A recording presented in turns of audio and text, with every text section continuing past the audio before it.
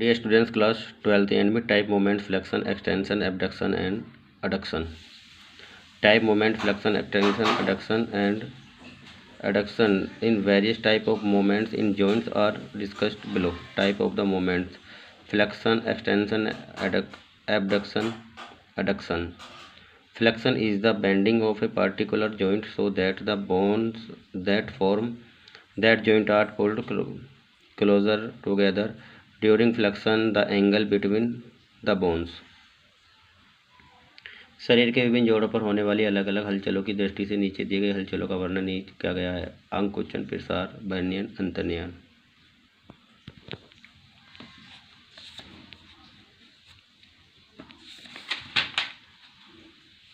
एक जोड़ पर कार्य करने वाली दो हस्तियाँ जब एक दूसरे के निकट आती हैं अथवा जब जोड़ का मोड़ा जाता है तब जो हलचल होती है उसे आकुंचन कहते हैं। उदाहरण: हाथ की कोहनी के जोड़ से मुड़ना।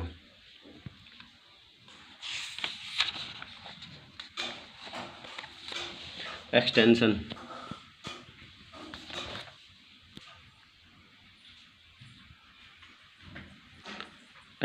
is the opposite of the flexion, describing a starting moments that increase the angle between body parts. For example, when standing up, the knees are extended. Extension refers to moments in the posterior direction.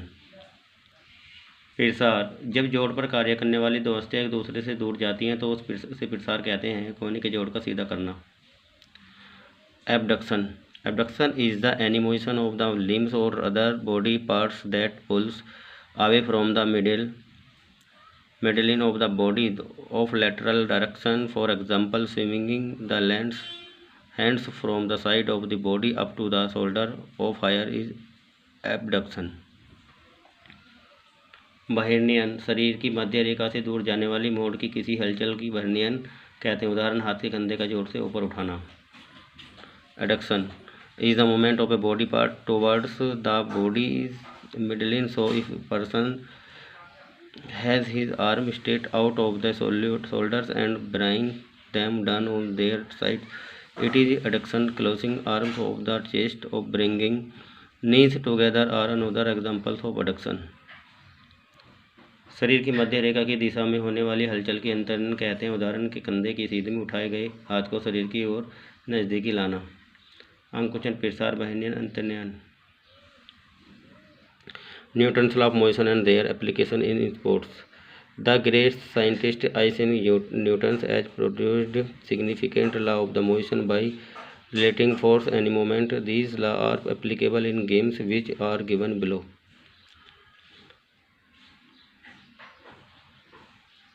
17वीं शताब्दी में महान वैज्ञानिक Isaac Newton ने सर्वप्रथम बल और गति का आपसी संबंध स्थापित करके गति के महत्वपूर्ण सिद्धांत प्रतिस्थापित किए थे। ये गति के नियम खेलकूद में भी लागू होते हैं जो निम्नलिखित है। Law of inertia. अच्छा, it is the first law of motion. According to this law, a body at rest will remain at rest and a body in motion will remain in motion at the same speed and the same direction unless acted on by an external force. पानी नहीं डालना उसके अंदर ज़्यादा, बिल्कुल भी। जड़ता का नियम या गति का पहला नियम है। यह नियम के अनुसार इस स्थिर वस्तु जब स्थिर अवस्था में रहेगी तब तक गतिशील वस्तु जब तक गतिशील अवस्था में उसी गति एवं दिशा में गतिमान रहेगी जब तक उस पर कोई बाहरी शक्ति नहीं लगाई जाती।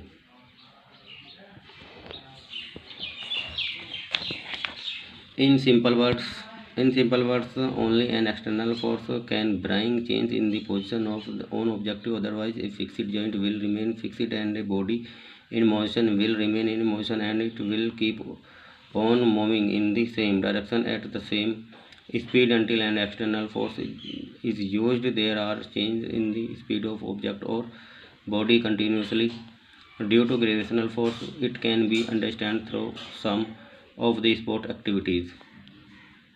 सरल शब्दों में कहा जा सकता है कि केवल कोई बल ही वस्तु की स्थिति में परिवर्तन ला सकता है, अन्यथा स्थिर वस्तु स्थिर रहेगी और गतिमान वस्तु गतिमान ही रहेगी जब तक उस गति से जिस दिशा में जा रही है उसी दिशा के साथ उसी दिशा में निरंतर गति करती रहेगी। Application in sports: when a ball javelin a discus throw the players used force. When a player runs, a use force. The force to run, hence force is required to change the fixed position. In the same way, when the ball javelin is shot put in thrown, it becomes static after falling on the ground. Thus it is because gravitational force, air resistance and the friction are working on it. Through the above example, it is clear that the position of an object will not change without using external force. खेलकूद में प्रयोग application. गेंद, भाला एवं गोला जब फेंका जाता है तो व्यक्ति उन्हें फेंकने के लिए बल का प्रयोग करता है। खिलाड़ी दौड़ प्रारंभ करता है तो वह बल लगाकर आगे की ओर दौड़ता है। इस स्थिर अवस्था को परिवर्तन करने के लिए बल लगाने की आवश्यकता पड़ती है। इसी प्रकार गेंद, भाला व गोला जब फेंके जाते हैं तो कुछ समय पश्चात वे जमीन पर गिरकर स्थिर अवस्था में आ जाते हैं, क्योंकि इन सभी वस्तुओं पर गुरुत्वाकर्षण, वायु प्रतिरोध, एयर रेजिस्टेंस एवं घर्षण फ्रिक्शन जैसे बल कार्य कर रहे होते हैं। उपयुक्त उदाहरण से स्पष्ट होता है कि बिना किसी बाह्य के किसी वस्तु की स्थिति में परिवर्तन नहीं होता। Law of acceleration. This is a second law of motion by Newton. According to this law, a change in acceleration of an object of directly proportional to the force producing it is inversely proportional to its mass. In simple words, acceleration of moving objects is in the proportion and direction of force, but its acceleration is inversely proportional to the mass of the accelerated object. Newton का यह गति का दूसरा नियम। इस नियम के अनुसार किसी वस्तु के त्वरण में परिवर्तन उस वस्तु पर लगाए गए बल के प्रत्यक्ष रूप से समानुपाती तथा उसके द्रव्यमान मास का व्युत्क्रमानुपाती होता है। सरल शब्दों में कहा जा सकता है कि गतिमान वस्तु का त्वरण उस पर लगाए गए बल के अनुपात में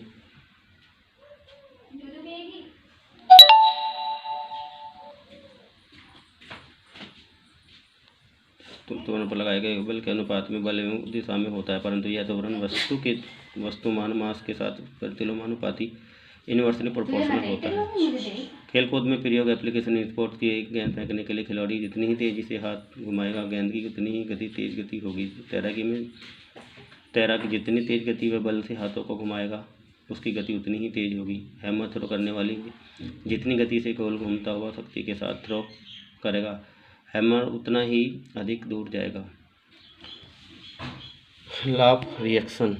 it is the third law of motion. According to this law, for every action there is always an equal and opposite reaction. In simple words, any activity done in direction with the force gets an equal force in the opposite direction. Application in sports. The force with a ball in basketball is pushed towards the ground while dribbling. The ball bounces at the same speed while taking a start. Of the force with which a runner pushes the ground, a starting block starts his race of the same speed.